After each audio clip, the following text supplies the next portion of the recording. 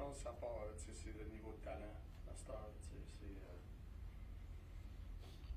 Je pense que ça part beaucoup avec ça. Puis je pense que c'est plus la norme. Là. Je pense que la manière que la game est jouée, c'est plus. Je dis pas que c'est facile, mais je veux dire c'est plus facile pour des jeunes joueurs talentueux d'embarquer dessus. Il y a comme c'est un environnement d'adulte, le hockey professionnel.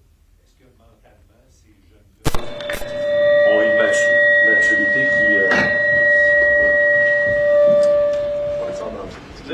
ont une maturité qui leur permet ça? Est-ce que ben, je pense que je suis pas sûr que c'est tout le monde qui a cette maturité-là, mais tu sais, ça les amène à maturer vite. Il y en a qui n'ont plus, mais ça les amène à maturer vite. Who's out tonight, Marty? Joey, Boldy, Struz. And line A, obviously, and the net who started? Monty. Monty and net, okay. With Kirby Doc in that number one line spot now, what do you want to see from him moving forward so that he stays there? Just consistency. I don't think it's one thing. You know, I think it's a 200-foot game, doing the job both sides. I don't think it's one thing. You talked yesterday about how the tough decisions you have now, toughest that you ever had as a coach. I know it's not easy. Since this rebuild started, culture has been a big part. Do you have any concern about now we're at a point where guys, tough decisions taking guys out of the lineup, that could have any kind of impact on the culture of the team? No, I don't have concern with that. You know, I think it's a good problem to have as a coach. I think that's just where we are. C'est vraiment juste une petite précision. Ta première réponse, tu disais que c'est plus facile que c'était pour les jeunes joueurs talentueux. Pourquoi? Qu'est-ce qui te fait dire ça? Là, je pense que c'est le style de jeu. La game allée présentement. Beaucoup de rapidité, skill. C'est un peu ça. La game a changé. Je pense que ça facilite les jeunes joueurs de rentrer plus vite. Pas que c'est facile, mais c'est plus facile, je pense, que ça l'était.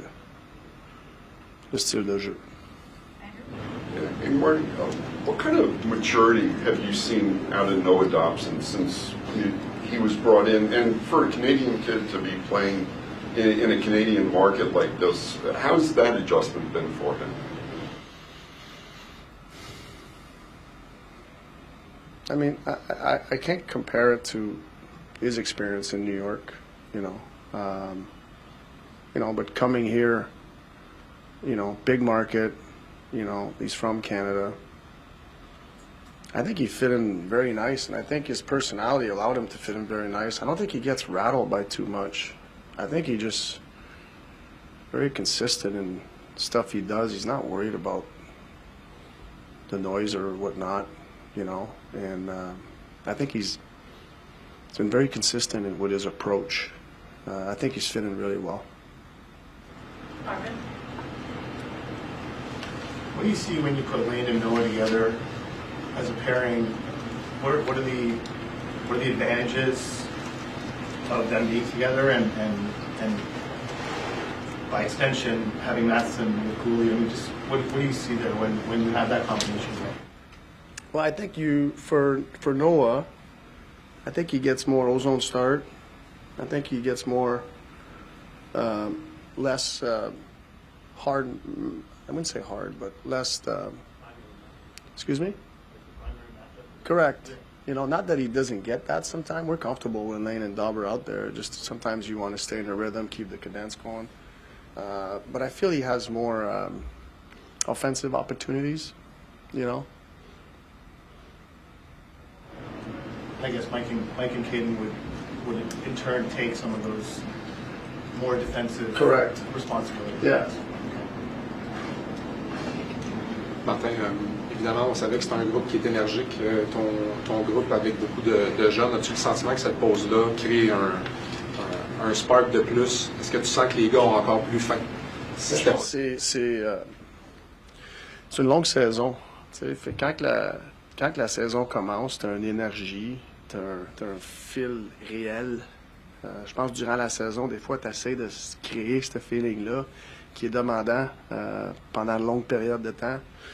Puis là, quand tu prends un break, puis tu reviens, puis là, tu as de la poussée jusqu'à la fin de l'année, je pense que là, les émotions devraient être encore plus réelles, plus faciles pour les joueurs de tout donner. Puis c'est pas qu'ils donnent pas tout durant la saison, mais t'as de la pression, des fois, réelle qui te fait amener à un autre niveau. Je pense que c'est ça qu'on devrait voir d'ici à la fin de la saison.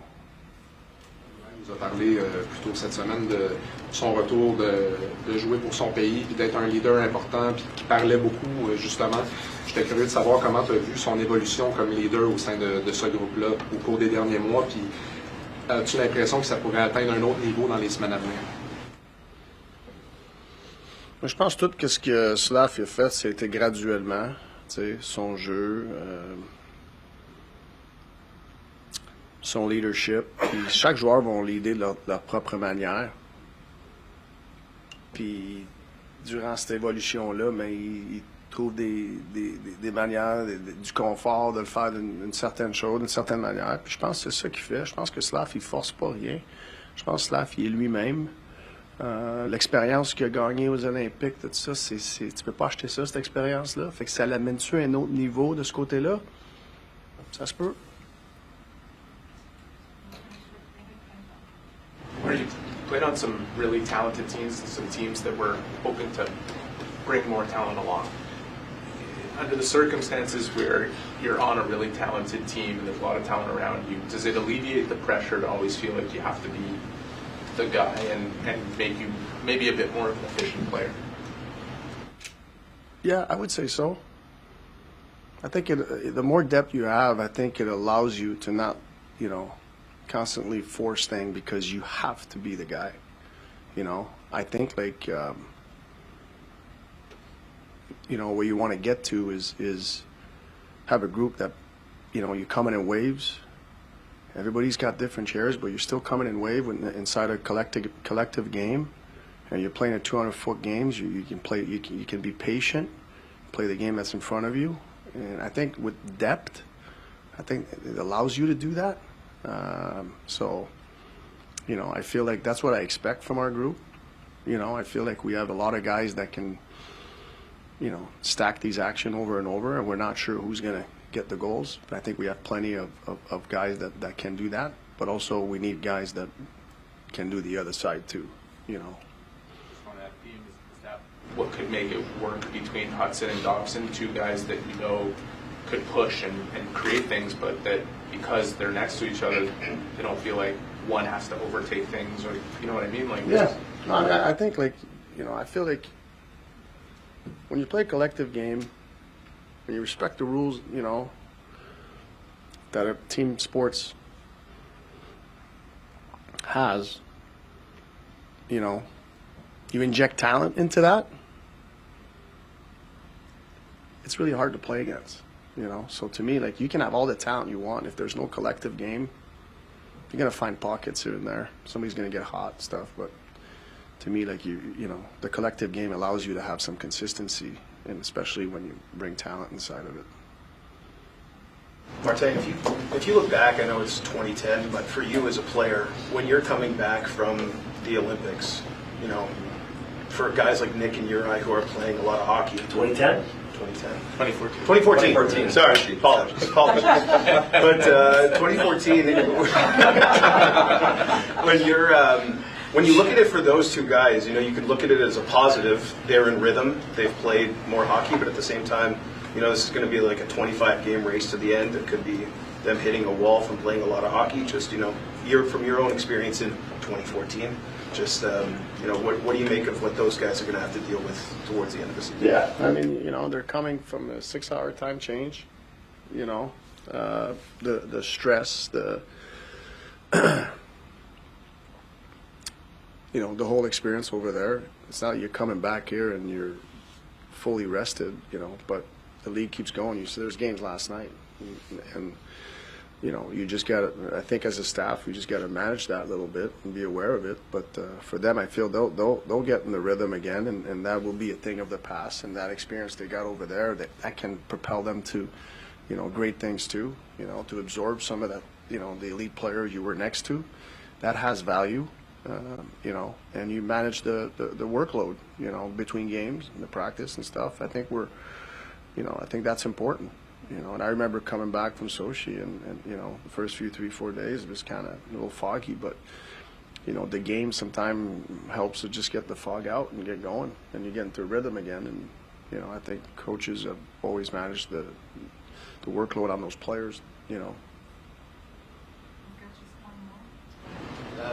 Patrick Waugh, after the Islanders break, talked about some areas of his team's game that he didn't really have time to work on, and using the practice that they had in the last week to really focus on that. Was there anything for the Montreal Canadiens that you felt you could be better at? Yeah, for sure. Yeah, we worked on a lot of things, and mostly defensive stuff, you know, all over the ice.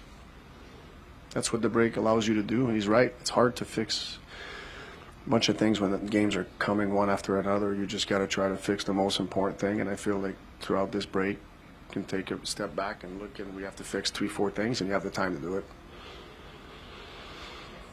Merci. Merci.